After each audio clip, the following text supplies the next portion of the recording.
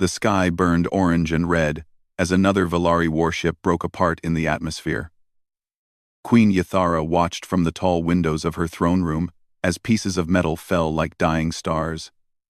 Her people were losing. After 30 years of war, the end had finally come. The Valari were an insectoid species. They stood on 4 legs and had 2 arms. Their bodies were covered in smooth shells that shimmered like pearls. They had large eyes that could see in the dark and antennae that let them feel the emotions of others nearby.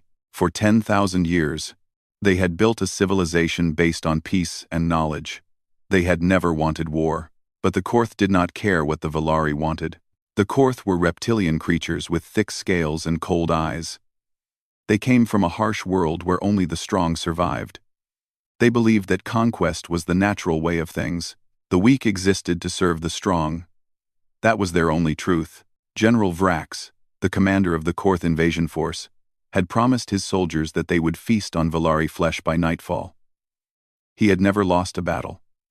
He did not plan to start now. Queen Ithara turned away from the window. Her throne room had once been beautiful. Crystal pillars had reached toward a ceiling painted with the history of her people. Now those pillars were cracked. The paintings were covered in dust and smoke. The bodies of her royal guards lay scattered across the floor. They had fought bravely. They had died anyway. She was wounded. A deep cut ran across her thorax, and one of her arms hung useless at her side. But she could still move. She could still think. And she could still make one final choice. In the center of the room stood a small pedestal. On top of it was a simple switch. This switch was connected to devices buried deep beneath every city on her world. If she pressed it, her entire planet would be destroyed. 7 billion of her people would die in an instant. But so would the Korth invaders. They would not get their slaves. They would not get their victory. It was a terrible choice. But Queen Yathara saw no other way. Far across the city, in a basement beneath the human embassy, Danny Cole listened to the sounds of war above him. He was 32 years old, with short brown hair and tired eyes. He had been a Marine for 10 years before taking this job as a diplomatic security officer. He had seen combat before, but nothing like this. The embassy basement was crowded. 23 humans sat in the darkness, their faces lit only by emergency lights. Some were diplomats. Some were scientists. Some were staff members who had been in the wrong place at the wrong time. They were all afraid. Captain Laura Finch sat in the corner, speaking quietly into a communication device. She was Danny's commanding officer, a tall woman with gray hair and a calm voice. She had been in difficult situations before. She knew how to keep people from panicking. "Evacuation shuttle is 6 hours out," she announced. "We stay here. We stay quiet. We wait." Danny nodded, but his mind was elsewhere. He was thinking about the Valari. Humanity had only discovered that aliens existed 5 years ago. A Valari exploration ship had found Earth and made first contact. It could have gone badly. The galaxy was a dangerous place, full of species that would have seen humans as easy prey. Earth had no defenses against interstellar weapons. They had barely reached their own moon. But the Valari had been kind. They had not shared Earth's location with anyone. They had protected humanity's secret. They had shared technology and knowledge freely, asking for nothing in return. When other species asked about the new primitive world, the Valari had lied to keep humans safe. Danny had asked a Valari diplomat once why they did this. The diplomat had tilted her head, confused by the question. "You are young," she had said. "Young things need time to grow. Why would we let someone hurt you?" That memory burned in Danny's chest as he listened to explosions above. The Valari had protected humanity. And now humanity was hiding in a basement while the Valari died. The door to the basement opened, and a figure stumbled down the stairs. It was a Valari soldier, young and badly wounded. Green blood dripped from a dozen cuts on his shell. He collapsed at the bottom of the stairs, barely alive. Danny rushed to him, calling for the embassy medic. The soldier grabbed Danny's arm with surprising strength. "The Queen," the soldier gasped. "She is going to activate the device. She will destroy everything. The planet, the Korth, everyone." Danny felt ice form in his stomach. Everyone? Including us? The soldier's eyes were fading. She has no choice. She cannot let our people become slaves. The Korth will not stop. They never stop. His grip loosened. I am sorry. I tried to reach you. I wanted to warn you. And then he was gone. Danny stood slowly. His hands were covered in green blood. He looked at Captain Finch, who had heard everything. Her face was pale. There's nothing we can do, she said quietly. We have orders. Non-intervention. We cannot get involved in alien conflicts. Captain, if she activates that device, we all die. I know. Laura's voice cracked, but she held herself together. But we cannot fight an army. We cannot stop this war. We are 23 people with small arms in a basement. What do you expect us to do? Danny did not answer. He walked to the small window near the ceiling and looked out at the burning city. Somewhere out there, a queen was preparing to die for her people. Somewhere out there, 7 billion beings were waiting for an end that might come in minutes or hours. And somewhere in Danny's heart, something hard and cold was forming. It was not anger exactly. It was something older, something that humans had carried with them since the first days when they had huddled in caves and faced the darkness with nothing but fire and determination. He thought about his life, his family back on Earth, his small apartment, the dog he had been planning to adopt when he got home. Then he thought about the Valari diplomat who had smiled at him and called humanity young, who had protected his entire species because she thought it was the right thing to do. Danny made a choice. He picked up his sidearm, checked the ammunition, and walked toward the stairs. Captain Finch stood up, alarm on her face. Cole, what are you doing? Something stupid, Danny said. Don't follow me. And before anyone could stop him, he opened the door and stepped out into the burning night. The air outside smelled like smoke and death. Danny crouched behind a broken wall and studied the street ahead. Fires burned in the windows of tall buildings. Bodies lay on the ground, most of them Valari. The Korth had been thorough in their attack. He checked his weapon again. A standard-issue pistol with 3 extra magazines, 48 rounds total, against an army of thousands. Danny almost laughed at how foolish this was. But he kept moving anyway. The Royal Citadel stood in the center of the city, about 5 kilometers away. It rose above the other buildings like a mountain of white stone. Even now, with smoke swirling around it, the citadel looked beautiful. The Valari had built it 3,000 years ago as a symbol of hope. Tonight, it might become a tomb. Danny moved from cover to cover, staying in the shadows. His marine training came back to him like muscle memory. Check corners. Stay low. Move fast. Never stop in the open. He had gone 2 blocks when he heard footsteps behind him. Heavy footsteps. Korth footsteps. Danny pressed himself against a wall and held his breath. 2 Korth soldiers walked past, their weapons held loosely. They were laughing about something. One of them kicked a dead Valari as he passed, and they both laughed harder. Danny's finger tightened on his trigger. He wanted to shoot them. He wanted to make them pay for every life they had taken tonight, but he forced himself to stay still. 2 shots would bring 100 more soldiers. He could not save the Queen if he died in the first 5 minutes. The Korth moved on. Danny waited 30 seconds, then continued. Back at the embassy, Captain Laura Finch was dealing with chaos. Several of her people wanted to go after Danny. Others were demanding she contact Earth for new orders. A young diplomat was crying in the corner. Laura raised her hand for silence. Listen to me. Cole made his choice. We cannot help him, and we cannot stop him. Our job is to keep everyone here alive until the shuttle arrives. But Captain, said a scientist named Greg Palmer, if the Queen activates that device, we all die anyway. Maybe Cole is right. Maybe we should try to help. Help how? Laura's voice was sharp. We have no armor. No heavy weapons. No training for this kind of combat. If we go out there, we die. All of us. And then there will be no one left to tell Earth what happened here. Greg looked at the floor. He had no answer. Laura sighed and rubbed her eyes. The truth was, part of her agreed with Danny. The Valari had been good to humanity. They had treated humans with respect when they could have treated them like insects.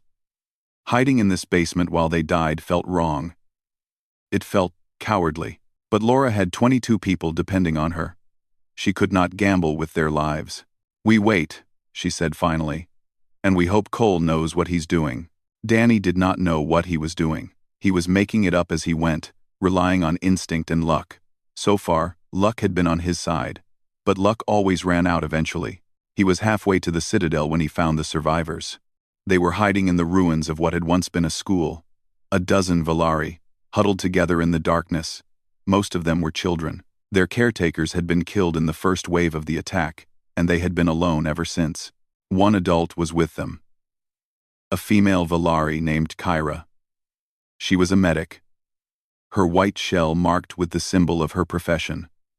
She had been on her way to the hospital when the bombs started falling.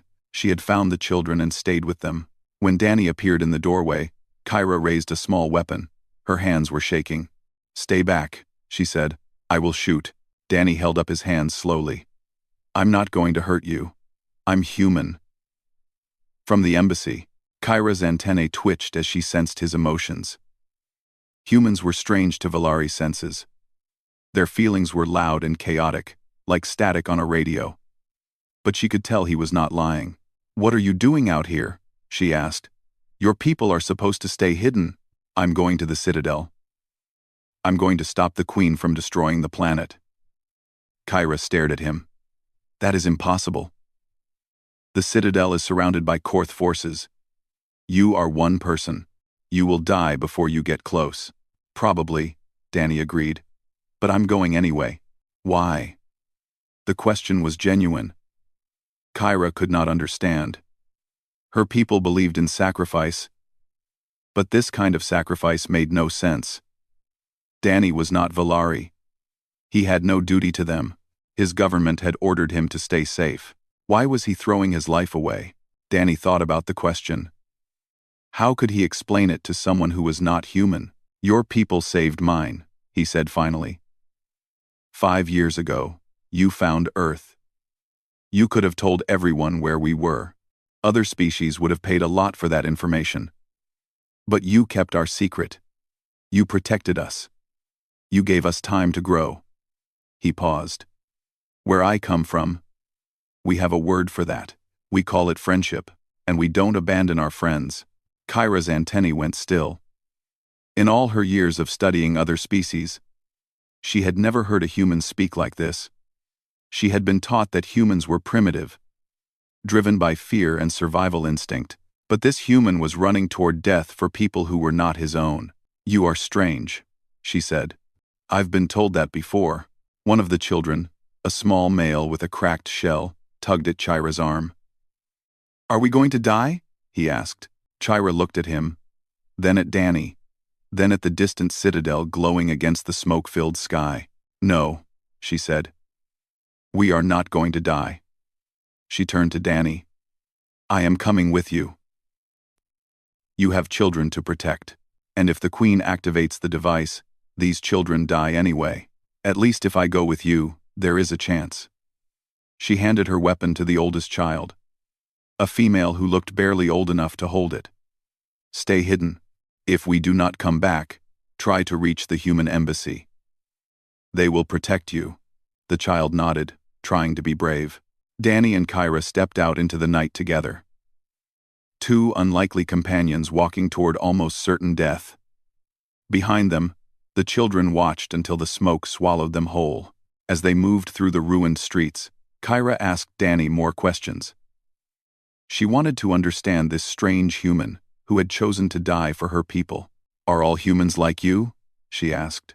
Danny shook his head. "Most humans are just trying to get through the day. They worry about their jobs, their families, their problems." "Then why are you here?" Danny was quiet for a moment. "Because someone has to be," he said. "Because if everyone waits for someone else to do the right thing, no one ever does it. Because..." He stopped and looked at her. Because I couldn't live with myself if I didn't try. Kyra did not fully understand. But she was beginning to see that there was something in humans that the galaxy had missed. Something that could not be measured by technology or physical strength. Something that made them dangerous in ways no one had expected. Ahead of them, the Citadel waited. And inside it, a queen prepared to end her world. The first Korth patrol found them near the Old Market District. 6 soldiers, well-armed and confident. They were not expecting resistance. Most of the Valari in this area had either fled or died. Danny saw them first. He grabbed Kyra and pulled her behind a collapsed market stall. They were trapped. The Korth were between them and the only clear path forward. "We have to go around," Kyra whispered. "No time." Danny studied the patrol. They were spread out, not watching each other's backs. Sloppy. "Stay here." Before Kyra could argue, Danny was moving. He circled around through a ruined building, moving as quietly as he could. His heart was pounding. His hands were steady. He came up behind the last soldier in the line. The Korth never heard him. Danny's knife found the gap between the scales at the base of the skull. The soldier dropped without a sound. The second soldier turned just in time to see his companion fall. His mouth opened to shout a warning. Danny's pistol spoke twice. The soldier fell. Now the others knew. They spun around, weapons raised, searching for the threat. But Danny was already moving again, using the chaos to close the distance. He fired 3 more times. 2 soldiers went down. The remaining 2 finally spotted him and returned fire. Danny felt something hot tear across his left arm. He ignored it. He kept moving, kept firing. Another soldier fell. The last one tried to run.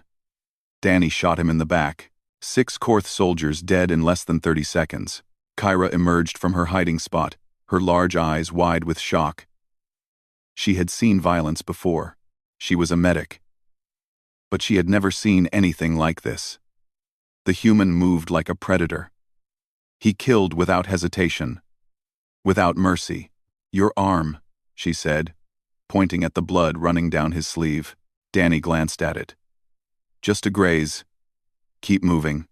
You need medical attention. Later." He reloaded his pistol with calm, practiced movements. "We've lost the element of surprise. They'll send more soldiers to investigate. We need to be gone before they arrive." They moved faster now, no longer trying to stay completely hidden. Speed was more important than stealth. The Citadel was getting closer, but so were the sounds of pursuit. An hour later, they found 2 Valari soldiers hiding in a drainage tunnel. Young males. Barely adults by Valari standards. Their unit had been wiped out in the initial assault, and they had been hiding ever since, too afraid to move. When they saw Kyra, hope flickered in their eyes. When they saw Danny, they were confused. "A human?" one of them said. "Why is a human here?" "He is trying to reach the Queen," Kyra explained. "He wants to stop her from activating the device." The soldiers exchanged looks. "That is suicide." "Probably," Danny said. He was getting tired of explaining himself. "You can stay here and hide, or you can come with us. Your choice." The soldiers were quiet for a long moment. Then the older one stood up. "We swore an oath to protect our people. Hiding here does not honor that oath." He looked at his companion. "I am going." The younger soldier hesitated, then nodded. "Together." Then, now they were 4. General Vrax sat in his command ship, reviewing reports from the ground. The invasion was going well. Valari resistance had collapsed across most of the planet. The Citadel would fall within hours. Everything was proceeding according to plan. Then one of his lieutenants approached with a strange report. "General, we have lost contact with several patrols in the southern district." Vrax barely looked up. "The Valari still have scattered fighters." "Deal with it." "Sir, the survivors report something unusual. They say the attacks were carried out by a single enemy. A human." Now Vrax looked up. "A human?" "Yes, General. The primitive species. One of them appears to be moving toward the Citadel. He has already killed over a dozen of our soldiers." Vrax laughed. He had studied humans briefly before this campaign. Soft creatures. No claws. No scales. No natural weapons. Their technology was primitive. Their lifespans were laughably short. The idea that one of them could threaten his army was absurd. Send a squad to eliminate him, Vrax ordered. I want his head delivered to me within the hour. But an hour passed, and no head arrived. Instead, more reports came in. More patrols missing, more soldiers dead. The human was still moving, still fighting, still getting closer to the citadel. Vrax stopped laughing. Danny was running on empty. His arm wound had stopped bleeding, but it still burned. His legs ached from constant movement. He had not eaten in hours. His ammunition was running low, but he kept moving. The Volari with him were struggling. Their species was not built for this kind of prolonged stress. They needed rest, needed food, needed time to recover. But Danny pushed them forward, refusing to let them stop for more than a few minutes at a time. How do you keep going? Kyra asked during one brief rest. She was examining his wound, clicking her mandibles in concern. Your body should have failed by now. You have lost blood. You have not slept. Any Volari would have collapsed. Danny shrugged. Humans are stubborn. This is more than stubbornness. This is insanity? Danny offered. I was going to say impressive. Danny almost smiled. My grandfather used to say that humans don't know when to quit. He said it was our greatest strength and our greatest weakness. He looked at the distant citadel, now only a kilometer away. Tonight, I hope it's a strength. They encountered 2 more Korth patrols before reaching the citadel walls. Danny killed most of them himself, conserving his ammunition when he could. Using the environment as a weapon, he collapsed a building on one group. He led another into a flooded tunnel where their heavy armor became a death trap. The Volari soldiers fought beside him, finding courage they did not know they had. They were not warriors by nature. But watching this human refuse to surrender made them want to try harder, made them want to be better. By the time they reached the outer wall of the citadel, Danny had been shot twice more. Once in the side, once in the leg. He bandaged himself quickly with torn cloth and kept moving. Kyra begged him to rest. He refused. The queen is in there, he said, pointing at the citadel. If she presses that switch, none of this matters. We rest when it's over. The wall was tall, but part of it had crumbled from the bombardment. They climbed through the gap, entering the citadel grounds. The main building loomed above them, dark and silent. The throne room is on the top floor, one of the soldiers said. The main stairs are that way. Danny nodded and started walking. His vision was getting blurry. His body was screaming at him to stop. But somewhere deep inside, there was a fire that refused to go out. One more fight, one more push, one more impossible thing. That was what humans did. Behind them, General Vrax had received the latest reports. The human had reached the citadel. His best soldiers had failed to stop one primitive creature. For the first time in his long career, General Vrax felt something he had almost forgotten: fear. The inside of the citadel was a graveyard. Bodies of royal guards lay everywhere. Their pearl-white shells cracked and broken. The Korth had been brutal. They had killed everyone they found, showing no mercy. Danny stepped over the dead, his jaw tight. The 2 young Volari soldiers were silent, their eyes filled with grief. These had been their people, their friends, their family. Keep moving, Danny said quietly. We can mourn later. They climbed the stairs, floor after floor. The citadel had been designed for beauty, not defense. Long hallways with tall windows, open spaces filled with art and light. It made the bloodstains seem even more terrible. Kyra walked beside Danny, watching him with growing concern. His face was pale. His steps were unsteady. The wound in his side had started bleeding again, leaving a trail of red drops on the white floor. You are dying, she said. Not yet. Danny kept climbing. One step, another step, another. They heard Korth soldiers behind them. The enemy had realized where they were going. More troops were being sent to cut them off. Time was running out. Finally, they reached the top floor. A massive door stood before them, covered in ancient Valari writing. The throne room. Danny pushed it open.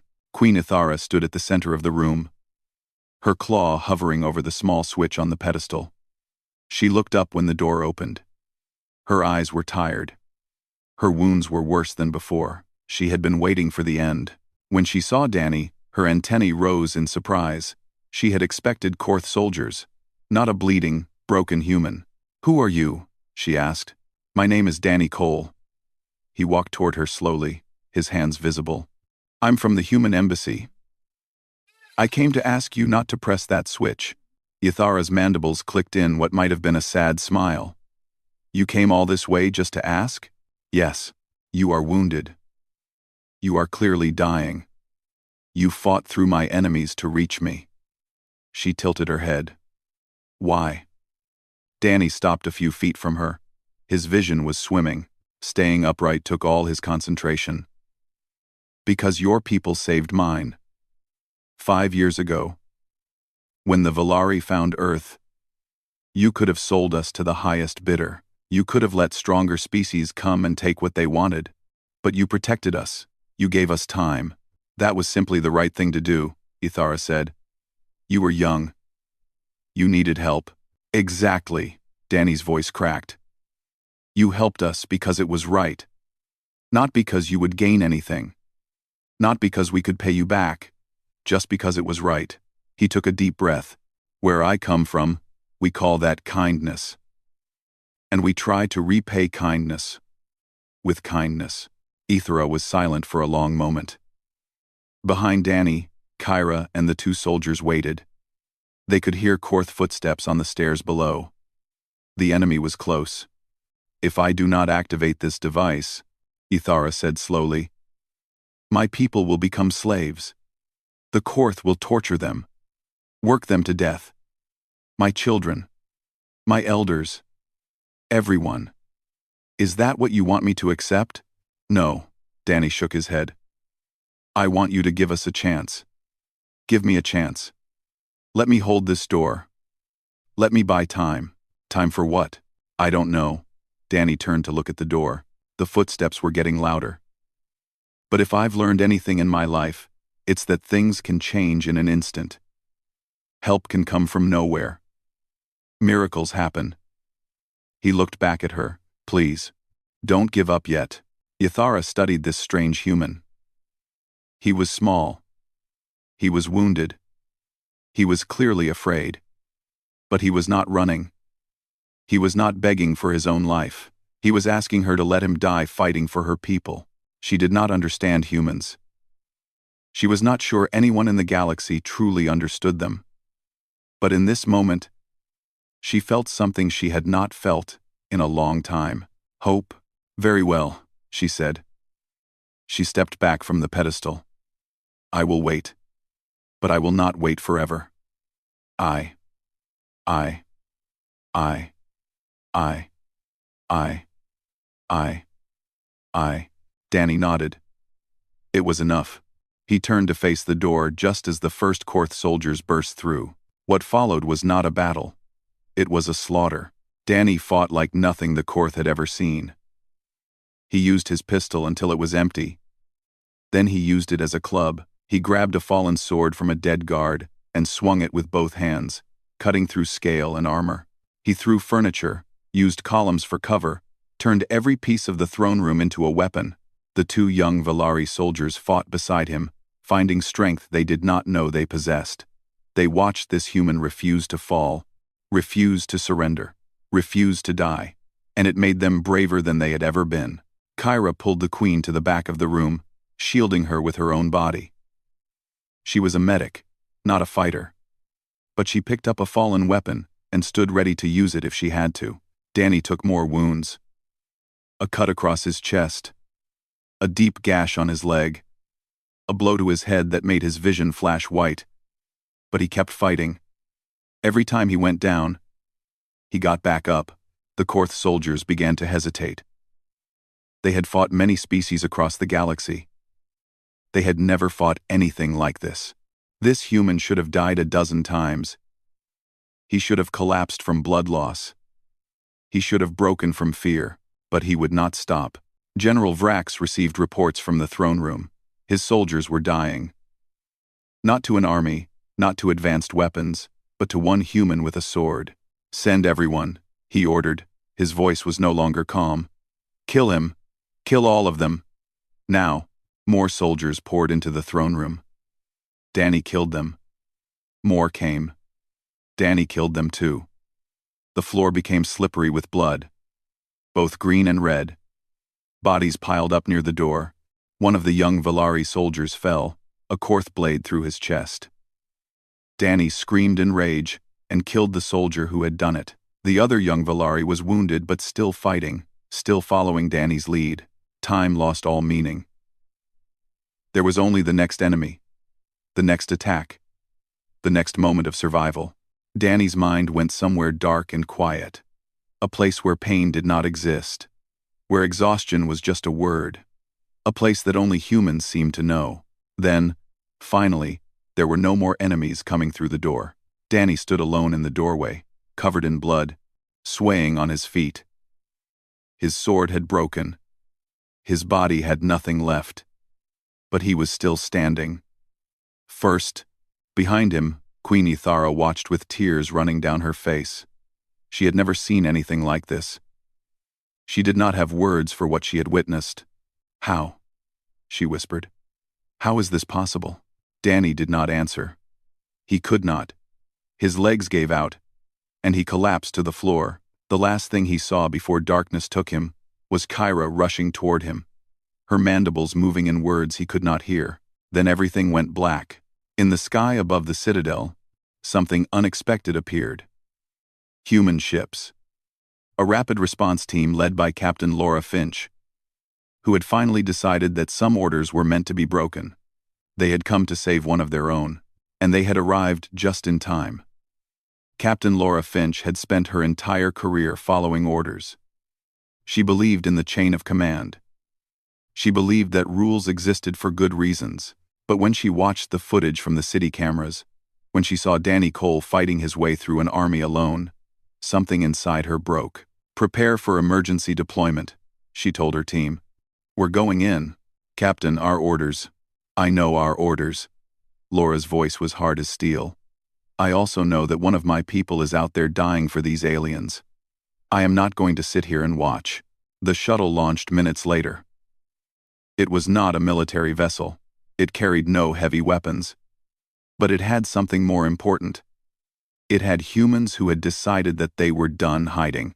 When they reached the citadel, General Vrax was preparing to send his final assault. He had gathered every soldier he could spare. He was going to crush this human resistance personally. Then his sensors detected the human ships descending through the atmosphere. "What is this?" he demanded. "The humans are supposed to be neutral. They have no military presence here." His lieutenant was pale. "They appear to be coming to the citadel, General. Our troops report they are armed." Vrax watched the human vessels land on the citadel grounds. He watched humans pour out of them, taking defensive positions around the building. There were not many of them. Perhaps 50. His army could destroy them easily. But something made him hesitate. He had studied the footage from the throne room. He had seen what one human had done to his soldiers. One. If 50 humans fought with that same fury, that same refusal to die, for the first time in his career, General Vrax ordered a retreat. "We will return with more forces," he announced to his officers. "This world is not worth the cost today. The Sinstu, maybe world is not worth the cost today." His officers were shocked. The Korth had never retreated from a conquest. Never. But they saw the look in their general's eyes. And they did not argue. The Korth ships lifted off that night. They left behind a planet that should have been theirs. They left behind a species that should have been their slaves. And they left behind a story that would spread across the galaxy. Danny woke up in a Valari medical facility 3 days later. The room was soft and white, filled with gentle light. For a moment, He thought he was dead. Then Chira's face appeared above him, and he knew he was alive. "You are awake," she said. Her antennae were moving rapidly, which Danny had learned meant she was emotional. "We did not think you would survive. Stubborn, remember?" Danny tried to smile, but his face hurt. Everything hurt. "You lost more blood than your body contains. Your heart stopped twice during surgery. By all medical understanding, you should be dead." Kyra clicked her mandibles. "Humans are very difficult to kill. We try." Danny looked around the room. "The Queen? Safe." The Korth retreated. "Your people arrived just in time." Kyra paused. "Captain Finch disobeyed her orders to save you. She may face punishment when she returns to Earth." Danny closed his eyes. "She shouldn't have done that. She said the same thing about you." The door to the room opened, and Queen Ithara entered. She moved slowly, still recovering from her own wounds. But there was something different about her. She looked stronger, more alive. "Danny Cole," she said, "I owe you a debt that can never be repaid." "You don't owe me anything." Danny tried to sit up and failed. "You protected my people. I just tried to return the favor." Ithara moved to his bedside. In her culture, standing over someone who was lying down was a gesture of protection. She wanted him to know he was safe. "My people have a concept called soul debt," she said. "It is an obligation that cannot be measured or paid back. It can only be honored through eternal friendship. From this day forward, the Valari and humanity are bound by such a debt. What you did will never be forgotten." Danny was quiet for a moment. "What about the Korth? They'll come back eventually." "Yes, they will." Withara's voice was calm. "But when they do, they will find the Valari ready. They will find us stronger, and they will find us standing beside our human friends." She placed one of her claws gently on his hand. "You taught us something important, Danny Cole. You taught us that victory is not always about strength or numbers. Sometimes it is about refusing to surrender. Sometimes it is about one person deciding that they will not let evil win." Across the galaxy, the story spread like fire. The Korth had invaded a peaceful world. They had destroyed its fleet, shattered its armies, and stood on the edge of total victory. And then one human had walked out of a basement and changed everything. Diplomats discussed it in quiet rooms. Scientists analyzed it in research stations. Warriors debated it around their fires. How had one primitive creature accomplished what entire fleets could not? A Valari historian named Tyron was given the task of recording the event for posterity. He spent weeks gathering accounts, interviewing survivors, studying footage. When he finished, his report was sent to every species in the galactic community. The final paragraph became famous. "For generations, we have measured species by their technology, their military power, their economic resources. We have built hierarchies based on physical strength and lifespan. We believed we understood the universe and our place in it. But we were wrong. We failed to measure the one thing that matters most. We failed to measure hearts. The humans are young. They are fragile.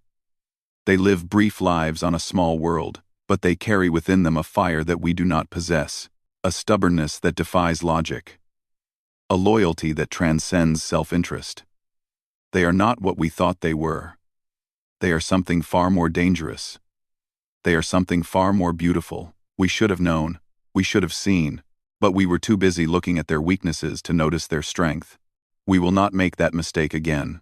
6 months later, Danny returned to Earth.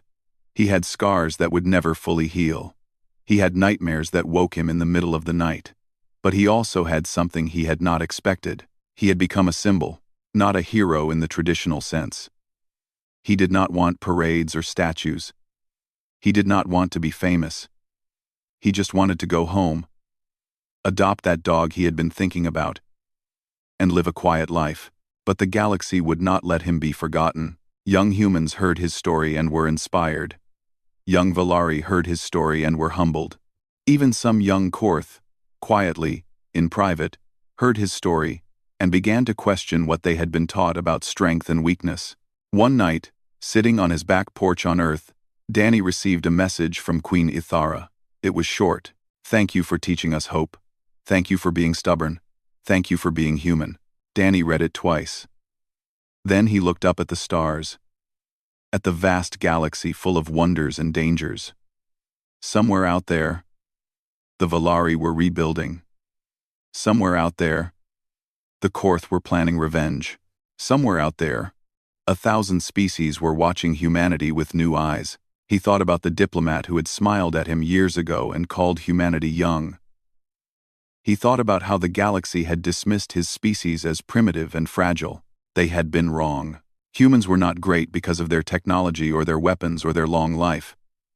Humans were great because when they saw something worth fighting for, they fought. When they saw something worth dying for, they did not run. When they met kindness, they remembered it. When they made friends, they kept them. The galaxy had underestimated humanity. That was their mistake.